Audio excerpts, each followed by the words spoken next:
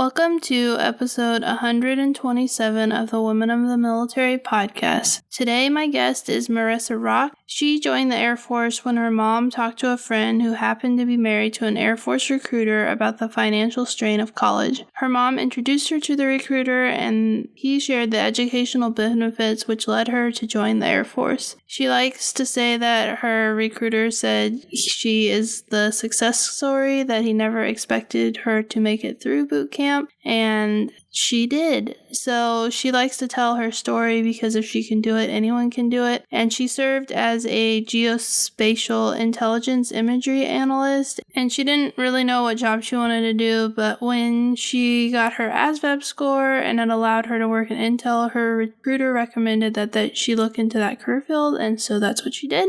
We also talked about the struggles that she faced with some of the women in her group causing her undue stress, and she also had a very close friend who confided in her that she had been gang raped by their classmates and the military did nothing to help that young lady, and she reported it, went to mental health, and once she went to mental health, she was told she had to be reassigned to get a new career field. So this is another story highlighting some of the issues within the military with military sexual assault and trauma, and so I'm thankful that Marissa was brave enough to share the story and how it affected her, even though she wasn't the one who was raped. It's another great interview, so let's get started.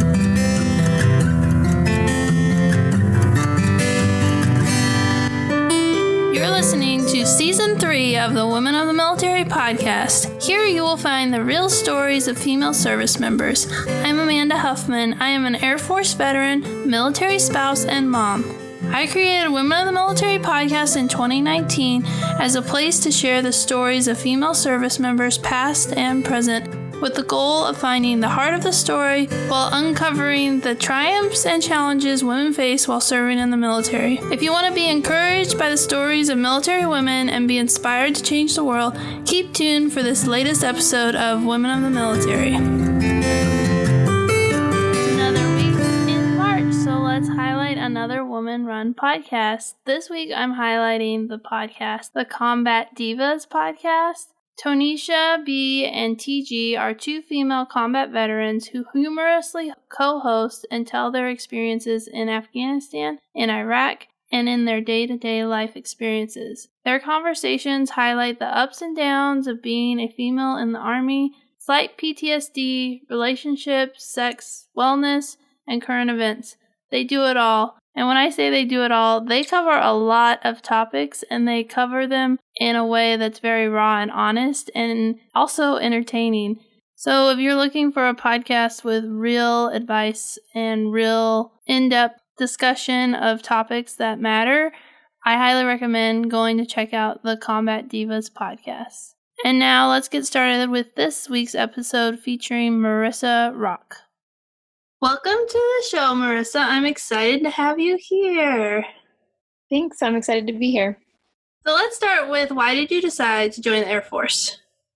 This is a fun story of mine. So joining the military was honestly never really on my radar. It was just never really an option I had considered, like from high school to college. I just didn't know anything about it. Nobody in my family had served except for my pop-up who was in the Navy during World War II. So yeah, I just always envisioned myself going to college, which is what I ended up doing right after high school. I went to a college about an hour away from home at Millersville University in Pennsylvania and worked 2 jobs as a waitress, but ended up just kind of being frustrated with the environment, mostly because I had to prioritize working and studying while everyone else was like partying all the time. And I just found that I matured really quickly in my teenage years. It was just my mom and me. Once high school started, my sister went off to college and stuff like that too. So I knew a lot about our financial situation and was kind of expected to get a job and help out and things like that. So during my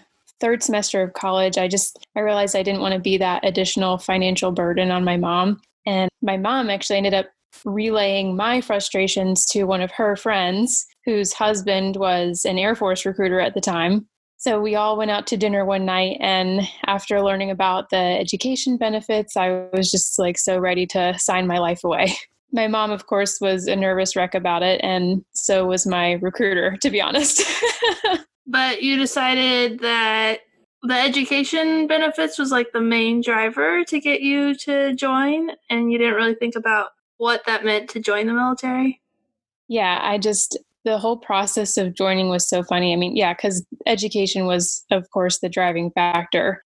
But I was just so oblivious to like the military culture and the requirements. I had to gain weight, hope they didn't realize I had scoliosis. Like the night before I shipped off, my recruiter and I actually had to stop at a mall to get a stuck piercing out of my ear, and then afterwards stopped for nail polish remover, like the whole 9 yards. Like it was just, I was oblivious. And he admits to this day that he's surprised that I not only made it through, but excelled and received, several accolades along the way. And he even said that he uses me as his success story if anyone was weary about joining. Like, you can do it. Marissa did it. Type of thing. Exactly. If Marissa can do it, anyone can do it. That's really interesting. I feel like there were a lot of unknowns and like questions not answered. Do you feel like you got in the right career field, or do you even think the Air Force was the right choice, or was it kind of like you met this recruiter and you needed a way to pay for college, and so you just checked the boxes and went off to boot camp? Yeah, that's kind of how it happened, honestly. Because again, I didn't know anything about how the jobs worked. I mean, I went to take the ASVAB and, I was just very briefly educated on like, okay, you get these certain scores and it depends on, your scores, whether, what jobs you qualify for and all that. But again, I mean, I studied for the ASVAB, but I never had a specific job in mind. And I mean, I flunked like the electronics portion and like, all those like mechanical, like technical things, but luckily had like an overall, like a higher general score or something. So I just remember getting like a printout of all these jobs I was qualified for. And then my recruiter noticed that like I qualified for all the Intel jobs, and he's like, "Oh, you should do that. It's, Intel's really, really nice. I think you'd like it." And I'm like, okay, I just kind of trusted him because he was a family friend. So I ended up enjoying it for the most part. I mean, I joined, 2011, and I was 4 years on active duty. And then again, like this is a little tangential, but like I didn't know that I could do like guard or reserve. Like I just had no idea about how any of it worked. So ended up doing active duty from 2011 to 2015. So I was a Geospatial Intelligence Imagery Analyst, and my basic training was, of course, at Lackland in San Antonio, and then my tech school training was at Goodfellow in San Angelo, Texas, and then I was stationed at Langley Air Force Base in Hampton, Virginia, and then that's where I specialized in battle damage assessment. So yeah, I mean, I enjoyed my job for the most part, but because it was pretty straightforward. I kind of had this, like a typical day would revolve around contingency planning. So I'd have like a Monday through Friday, 7 to 4 kind of schedule.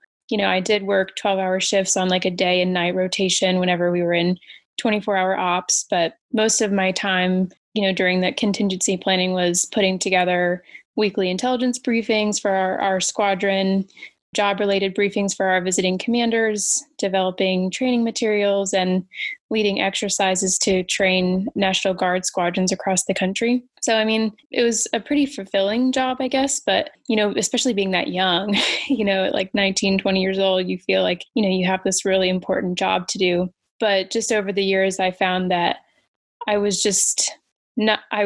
feeling like I would probably be more fulfilled by a career where I was working more with people rather than with computers. You had your squadron, of course, of people you're working with, but I wasn't feeling like I was directly helping anyone. So that's kind of why I actually considered staying in, because I was promoted to E5, but I wanted to retrain. But at the time, our career field was critically manned, so they wouldn't let me. So I kind of just said, okay, well, I'm done then, because I didn't want to re-enlist and stay in that same career field. So I was like, this must be a sign to just, go back to school like I had planned to do. Yeah. Sometimes I think it's funny that the military's like, your career field is so important. We aren't going to let you leave. And you're like, well, my commitment's up. And they're like, we're still not going to let you cross-train. It's like, well, I was going to stay in, but you're not letting me move into a new job.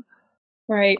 Yeah, it is interesting. You'd think they just want to keep you no matter what job you have, I think they do, but they think for some reason they're like, oh, it's critically manned. Like, and maybe I don't know, maybe they'll guilt trip you into staying into that job. I don't know. The military does some silly stuff sometimes.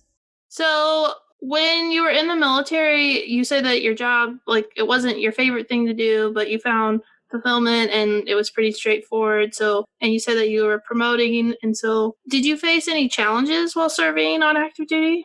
So many challenges.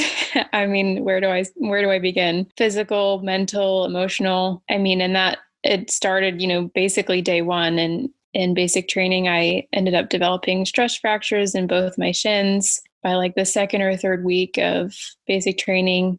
So that was just overall a pretty big physical struggle for me because I was just in a lot of pain, and not just when we ran, but when we marched, which was all the time.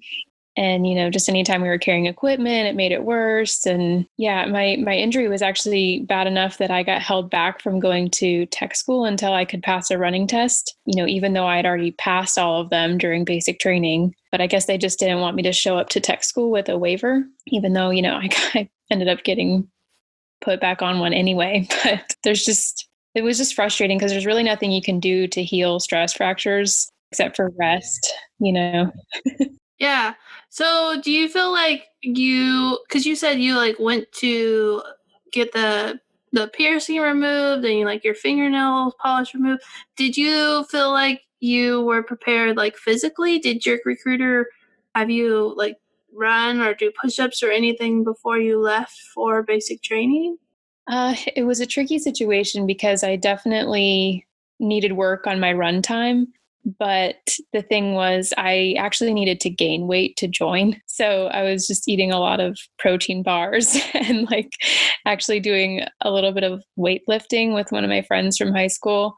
So it was sort of a tricky balance because I didn't want to do like all this cardio and then, lose pounds, doing that because it was hard for me to keep weight on at that age. I guess just my metabolism was so fast. I wish I could go back to those days. But yeah, I barely made the weight requirement. I remember like the morning at the hotel, going down for breakfast, when the shipping off date or whatever. And all these girls are like barely wanting to eat like at my table. And I'm like shoving my face and like drinking all this water and like holding my pee until like after they weigh me to make sure I fit the requirement. So that was kind of crazy. But I mean, yeah, in general, I feel like I was physically ready-ish. I wasn't super behind when I got there. I mean, I definitely had some work to do, but I felt like I had a pretty good baseline. That's good to hear. So then we'll dive a little bit more into like the mental and the emotional challenges that you mentioned. Yeah. So once I finally got to tech school, that's when I faced, more of the mental and emotional struggles. There were two female sergeants in my class who were determined to make my life a living hell for no reason. They harassed me about the most random things. They harassed me about my blonde hair color being out of regs when all 11 of my MTLs said it wasn't, just stupid stuff like that. They came up with off the wall accusations against me and like threatened to report me for things I didn't do or say. They started rumors about my sex life and sexuality and, spread those rumors to get amongst our classmates, like right in front of me. It was just crazy. I'd never understood why that was happening. I never did anything to them, for them to do that to me. It's just very childish and shocking, because they were probably like late 20s, early 30s, they were tech sergeants and staff sergeants, and I was an airman, and I just didn't understand why, like what I did to deserve that. Yeah. Were they there as like classmates? Yeah, they were retrainees or whatever, like they were switching career fields. Yeah. So yeah, I know this sounds crazy, but like I believe it wholeheartedly. They conspired with our class instructors to claim that I failed 2 tests in a row, which I know for a fact was not possible because I was making good grades on everything. And so the instructors refused to show me my test results. So that's how I knew like this wasn't actually true. Instead, they decided to wash me back 4 months. Or, I mean, it was like they washed me back to the class that was behind us, which so happened to be 4 months behind. And then after that, I had to march to the schoolhouse every day just to sit there for 4 months, watching my new class learn everything I had already learned and passed the tests for. And I didn't have any say in anything because they outranked me. I just had no voice. I I remember calling my mom crying, like at least once a week. It was just a rough time. Yeah, that sounds horrible. And there's no closure on like why they did it, right? It's just like this weird thing that will always kind of haunt me. Yeah. That's really sad and unfortunate. But even though you had to do 4 months over again, eventually you were able to graduate and then go to Langley to start your job. So was there any negative impact on getting rewashed besides that you had to do the class over again? I mean, yeah, just, tech school, you don't have all your freedoms. So just kind of that idea of, oh my gosh, the finish line, the light at the end of the tunnel is another 4 months, which just seems like forever when you're in that situation. And, just, yeah, not having all your independence and having to just go through the motions of, marching to and from class, knowing that you're not going to be learning anything new that day. It's frustrating. It was just really frustrating.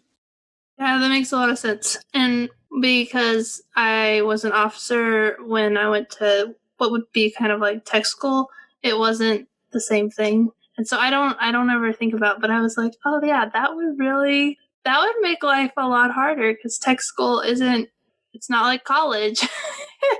Like my tech school is more like college where I like went to class and then I had freedom and like there was no marching, and so that makes a lot more sense why like mentally it would be even tougher because it's like a light at the end of the tunnel and then it's like nope, you get to do it all over for 4 months when you didn't even get the proof that you failed. Exactly. Yeah, that was probably the most annoying thing about it all was that there was no proof. Yeah. So you went to Langley and you started working your job and mentioned you were like felt like you were part of the squadron. Did things get better as you continued to serve in the Air Force? Yes and no. I guess I didn't mention another thing that happened during tech school, which was one weekend my best friend confided in me and told me she was gang raped by our fellow classmates.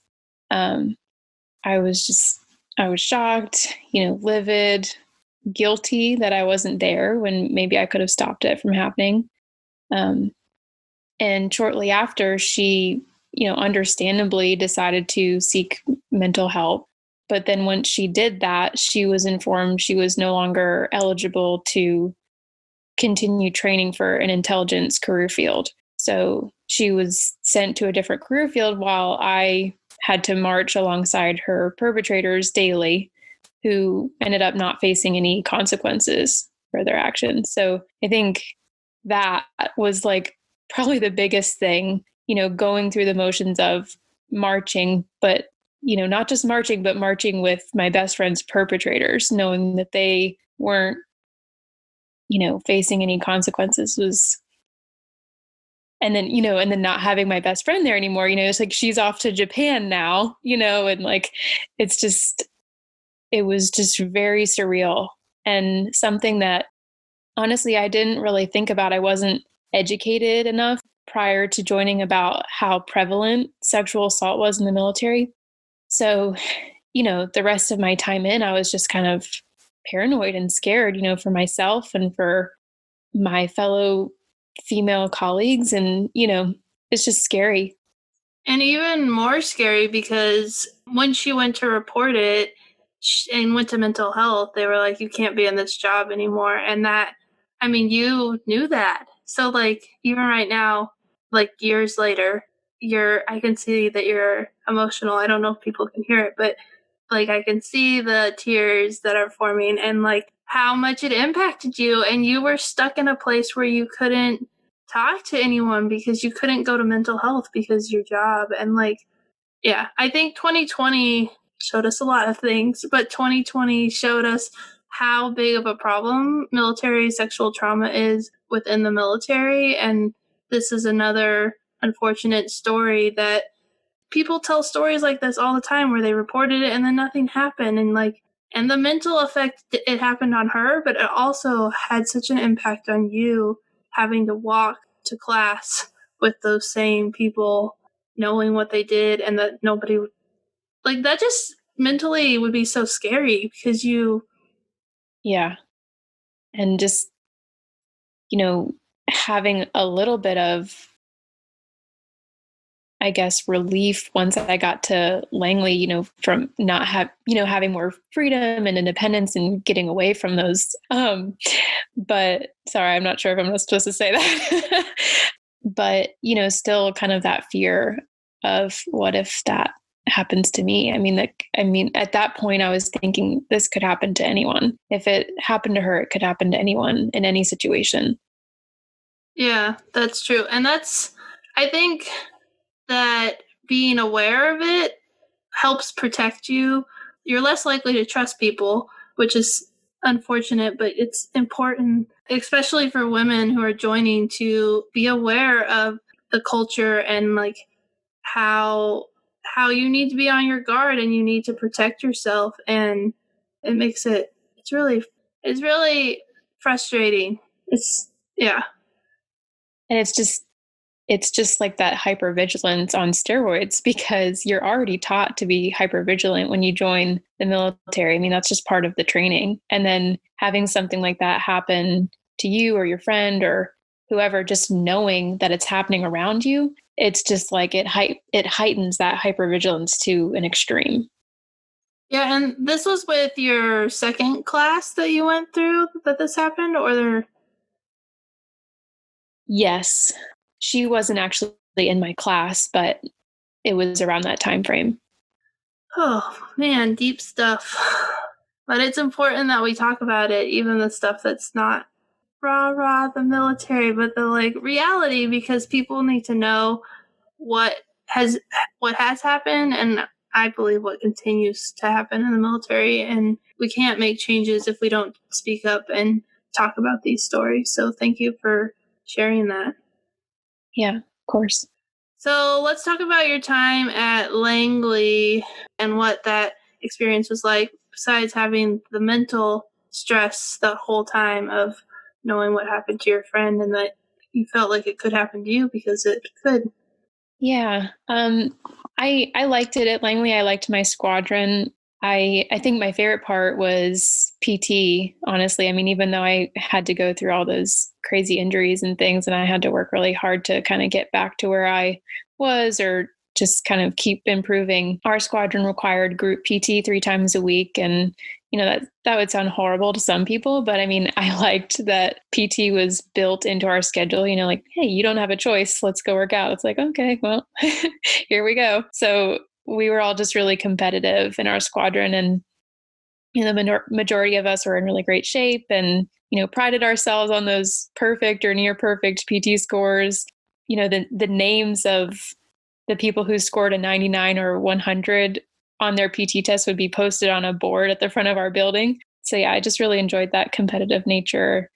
And I think in our specific career field, we just all really needed that exercise outlet after staring at computer screens all day.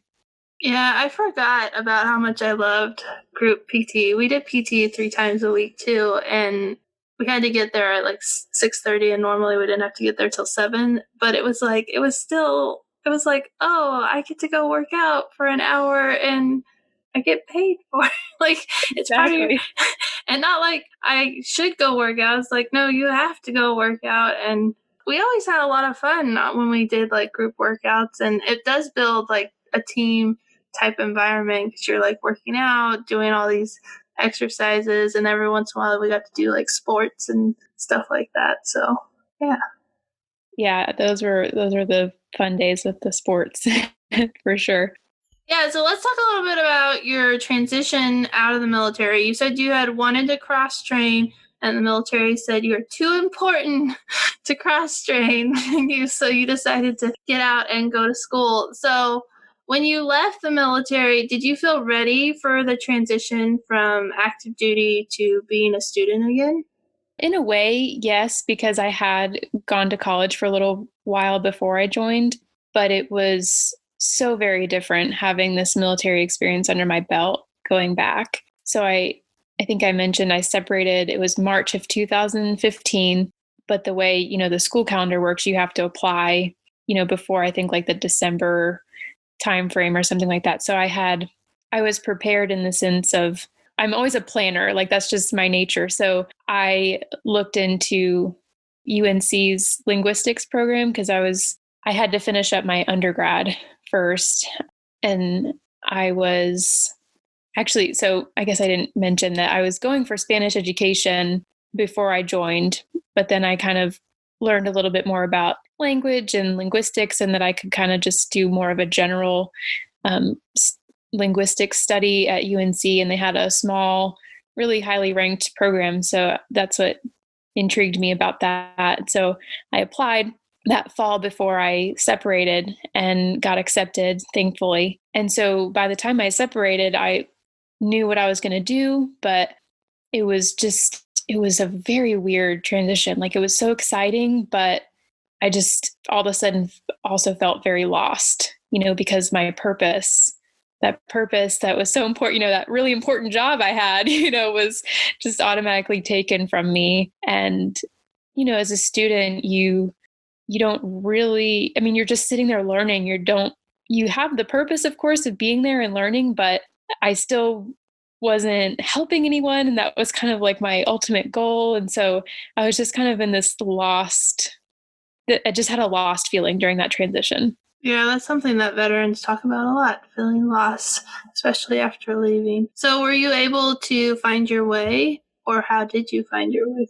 Yeah, eventually I did. I found my calling. It ended up being speech language pathology, and was able to luckily roll right into from a bachelor's into a master's at a program at UNC. And once I kind of started going to clinical rotations and things like that, and being able to treat patients myself, even as a graduate student clinician, I was starting to, see that light at the end of the tunnel and that purpose being brought back. So it was quite the long transition. The whole time I was a student, like that whole 4 years was still just me trying to navigate military life to student life to civilian life, and just combining all three of those, and then finding another purpose and going to all these classes, trying to get good grades. And it was stressful and everything, but worth it for sure. Took some time, but I finally found my way.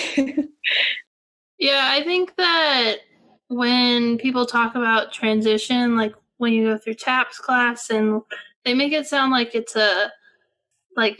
I'm snapping, but like a quick thing where you go from like being in the military to being a civilian. But Ben Killoy, he does the Military Veteran Dad, talks about how like there's a transition of you joining the military and the process of like how the military changes you and the way that they like instill different values into who you are. And so when you leave the military, it takes time to adjust to your new life and focus, because the military's had such a big impact that you didn't even really realize was happening, because it happened obviously over that first 6 weeks of boot camp, but it also happened over time as long as you stayed. And like 4 years isn't a long time, but it's definitely a big amount of time, especially at such a critical age. And so it took me like 5 years after I left the military before, when people would be like, do you miss being in the military? And I'd be like, like I kind of wish I was still in. And now it's been more than 5 years, and I'm like, no, I'm happy that I left the military. But for a long time, I really struggled with if I should have left, or if I made the right decision and what was I supposed to do now. So it's definitely, I can't find the right word, but it's nerve-wracking, when you have this career already, you're trained to do something, and then you just kind of have to take a leap of faith, I guess, like when you get out and do that transition. It's true. I like the way you talked about that because it is a leap of faith. And I don't think people, I think you think about like, oh, you're getting away from like the structure and like the control over your life, but you're also jumping away from that like safety net that the military has where you get a paycheck, your medical is taken care of. You don't really have to think about what you're going to do because the military is going to tell you. So that's really good. Exactly. I mean, it's all spelled out for you in the military. People think, I mean, I don't want to make a blanket statement, but I feel like most civilians think that military life is really hard, but it's literally the easiest thing you can ever do because you're told what to do. You don't have to do anything for yourself. You don't really have to think for yourself or manage your own time or anything like that. It's spelled out for you. Yeah, I mean, it takes a lot of sacrifice and Oh, you for have to sure. give up a lot of control. But someone I met in Bible study, her and her husband were trying to figure out if they should take this job opportunity, if they should move. And I was just like, it was so interesting to watch because she was like, should we do this? Should we do that? And I was like, I don't even like have that process. It's like, you're going here. Done. And like, and it's so different than like the struggle of like, actually deciding what are we going to do because they weren't in the military, so they had the control to make the decision, and then they had to live with whatever they decided. And so yeah, that makes a lot of sense. Yeah, the struggle and the sacrifice is definitely challenging in the military, but as far as like what you do day to day, it's so simple because it's just you're told. Pretty much. That's so true. Yeah, so I have really enjoyed getting to hear your story and to talk about a really hard thing that's really important to bring up about military sexual trauma and how it not only affects the person who has it happen to them, but the people that are friends with them. And I want to end the interview with what advice would you give to young women who are considering joining the military? So I'd be lying if I said I would wholeheartedly recommend it only because of, because I'm thinking of what I would say to a future daughter. So I just want to be clear and say I believe women are fully capable of serving and are valuable to the military, but they have to take some things into consideration that men don't necessarily have to, such as the prevalence of sexual assault that we talked about, which is powerfully conveyed in the documentary The Invisible War. So if you haven't seen that, I highly recommend watching it to anyone. I mean, it's just one of those films that you need to watch, even though it's painful to watch. And so I would tell somebody thinking about joining the military, if you watch that documentary and you educate yourself about how everything works, from culture to rank structure to benefits, career field options to types of service, like active duty versus reserves and all that, and you still have your heart set on joining, then absolutely go for it. Don't let anyone doubt you or your potential. I think that's really great advice because I think the military isn't for everyone, but I think when you join the military, a lot of people don't have good experiences because they aren't educated on like what the military is like. And even we were talking before the interview started, and I was talking about someone who wanted to do something, and I was like, you can't do that. And that person was in the military and they were still getting bad advice. And so there's so much research that you have to do to join the military, and not that recruiters don't do the right thing, but it's like the recruiters have a job to work for the military to get you in, and they also don't have time to do like to figure out what your passion is. They're just there to guide you in the right direction, and they can't get as in the weeds with every single person as that. You personally need to take that responsibility to figure it out and